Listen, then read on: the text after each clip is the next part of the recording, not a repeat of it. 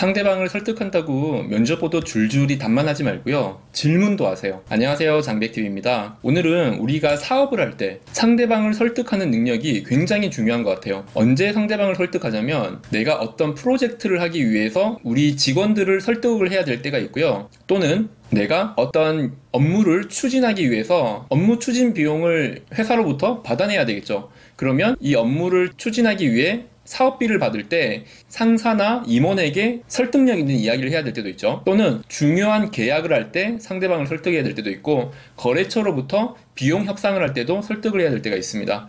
아마 사업이라는 것은 상대방의 설득의 연속이라고 해도 과언이 아닐 거예요. 그래서 오늘은 제가 상대방을 설득하기 위해서 필요한 8가지에 대해서 좀 이야기를 하려고 합니다. 이 8가지는 첫 번째, 내가 상대방을 설득하기 위해서는 나의 시선 처리가 굉장히 중요해요. 저 같은 경우는 어릴 때 상대방의 눈을 바라보지 못했어요. 이유가 뭐냐면 제가 어린 시절, 그러니까 10대, 20대 그 시절에는 제가 상대방으로부터 눈이 매섭다라는 이야기를 굉장히 많이 들었거든요. 그래서 제가 누군가의 눈을 바라보면은 남녀노소를 떠나서 좀 공격적으로 보인다는 이야기를 듣다 보니까 눈을 못 보겠더라고요.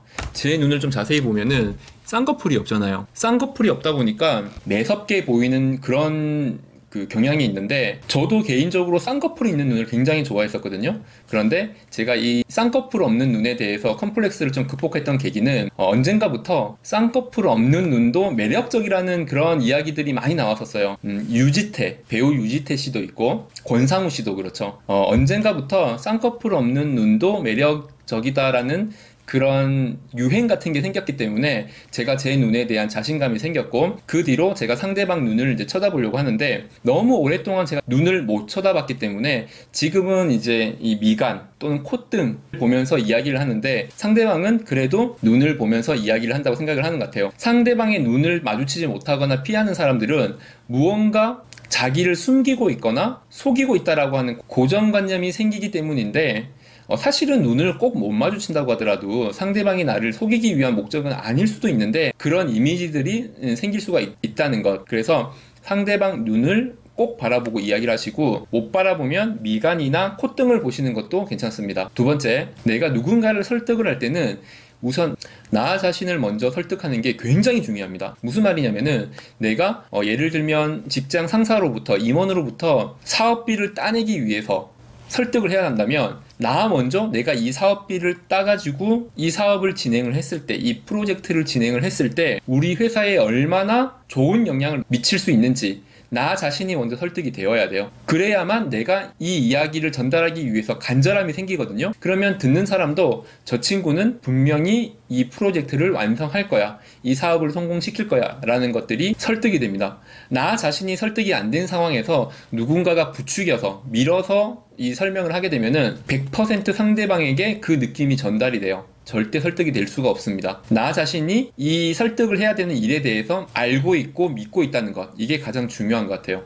세 번째, 모르는 것을 아는 척하면 안 됩니다. 우리가 설득하는 과정에서 여러 가지 질문과 답변이 오고 가겠죠. 그러다 보면은 상대방이 내가 예상치도 못한 질문을 나한테 던질 수가 있어요. 그런데 하필이면 그 질문이 내가 모르는 거예요. 또는 내가 겪어보지 않았던 일이에요. 그 상황에서 어설픈 거짓말을 했다간 내가 지금까지 했던 모든 것들에 대한 신뢰도가 떨어질 수가 있습니다. 예를 들면 우리가 커피 사업을 한다고 가정을 하자고요. 일본의 커피 소비량과 한국의 커피 소비량이 어떤 차이가 있나요? 라고 한 질문에 대해서, 지금은 한국의 커피 소비량이 일본의 인당 커피 소비량에 못 미치고 있어요. 원래 한국의 인당 커피 소비량은 일본 사람 1인당 커피 소비량의 3분의 1 정도 수준이었는데 지금은 굉장히 많이 올라왔거든요. 거의 같은 수준으로. 그런데 만약에 내가 그 사실을 모른다고 하면은, 그거는 제가 잘 모르겠습니다, 그건 조사를 안 해봤네요 라고 당당하게 이야기를 하고 화제를 빨리 바꾸는 게 중요하지, 그거는 이렇게 하면서 아마 한국이 아직은 일본에 미치지 못할걸요 하면서 더듬더듬 거리면은 그거는 팩트가 아닐 가능성도 있고 상대방에게 굉장히 부족한 자신감으로 보일 수가 있습니다. 모르는 것은 그냥 모른다 라고 이야기를 해야지, 내가 9개를 이야기를 했는데 나머지 1개는 모르는구나, 그러면 이건 패스하고 10번째 이야기로 넘어갈 수가 있는데, 8가지, 9가지를 잘 이야기를 했다가 1가지를 거짓말을 한다거나 굉장히 떨어지는 자신감으로 이야기를 한다면 앞에 이야기했던 것들이 모두 무산될 수가 있어요. 근데 여기서 중요한 거, 솔직하다고 다 해결되는 건 아니에요. 그 전에 충분한 정보를 가지고 있어야 되겠죠. 내가 하나부터 8가지는 정확하게 다 이야기를 할 수 있어야 되고, 그러다가 1개 정도는 내가 몰라도 상관이 없다는 뜻입니다. 다 모르면 안 되겠죠.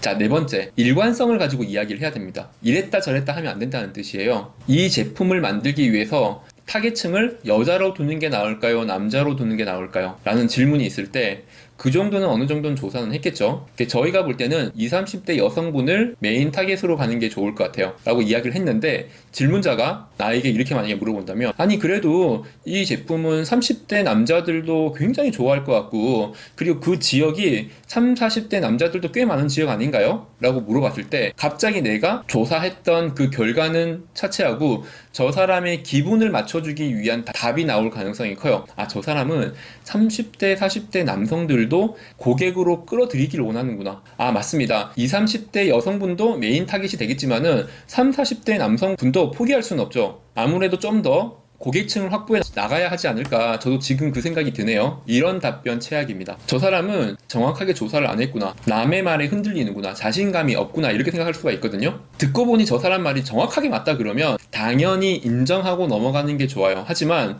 그게 아니라 별 근거 없이 내 의견에 반하는 이야기를 한다면 왔다 갔다 대답하기보다는 한 가지로 정확하게 밀어붙이는 게 더 맞아요. 그렇게 해야지 저 사람에 대한 자신감과 신뢰도가 높아집니다. 일관성 있게 유지하는 것. 자, 5번째, 답만 계속 이야기하지 말고 질문도 하는 것. 상대방에게 말을 시킴으로 해서 감정을 끌어올 수가 있어요. 일반적으로 면접 보듯이 질문하면 대답하고 질문하면 대답하고 그 대답이 전부 다 맞을 가능성이 별로 없거든요. 물론 상하 관계가 명확하다 그러면 내가 답만 하고 질문을 할 수가 없겠지만은, 그런 관계가 아니라 그러면은 상대방에게는 어떻게 생각하는지, 상대방의 계획은 무엇인지, 이런 것들을 중간중간에 던져주면은 상대방이 그 질문에 대해서 길게 대답할수록 좋아요.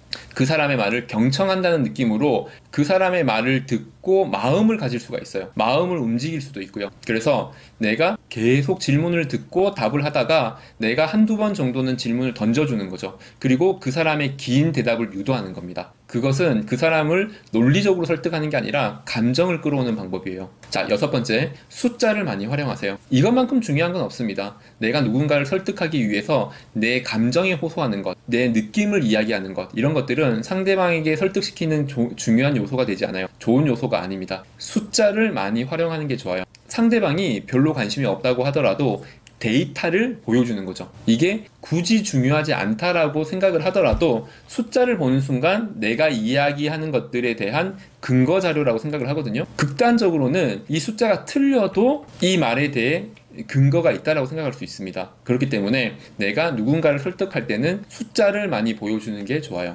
7번째, 내가 누군가를 설득하기 위해서는 톤을 낮추고 천천히 이야기하는 게 좋습니다. 내가 빨리 이야기하면서 이렇게 저렇게 하고 내가 빨리 이야기하면서 톤은 되게 높아가지고 이야기를 한다면 설득이 잘 안 됩니다. 자, 제가 다시 해볼게요. 내가 당신을 설득하기 위해서 저는 지금 심리적으로 급한 게 별로 없어요.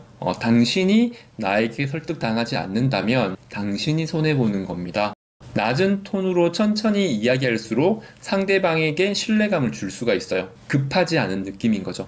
지금 이 영상은 제가 여러분이 짧은 시간 안에 많은 정보를 가져갈 수 있게끔 1.1 속도로 송출하고 있어요. 그렇기 때문에 속도와 톤이 조금 높을 수가 있습니다. 상대방을 설득하기 위한 가장 중요한 방법, 8번째 이야기. 이게 가장 중요한 것 같아요. 내가 누군가를 설득하기 위해서는 내 진심이 제일 중요해요. 진심. 내가 이게 진심인지. 이건 되어도 그만, 안 되어도 그만. 이런 게 아니라 내가 진심으로 이걸 원해야 돼. 진심을 가지고 있어야 되고 진정성이 있어야 돼요. 정말 이 프로젝트가 실행이 되어야지 우리 회사에 큰 도움이 될 텐데. 진심으로. 정말 진심으로 우리 회사에 도움이 될 텐데 라고 하는 진심이 상대방의 마음을 흔들 수 있는 가장 좋은 요소입니다. 이상 상대방을 설득하기 위한 8가지 장백TV였습니다.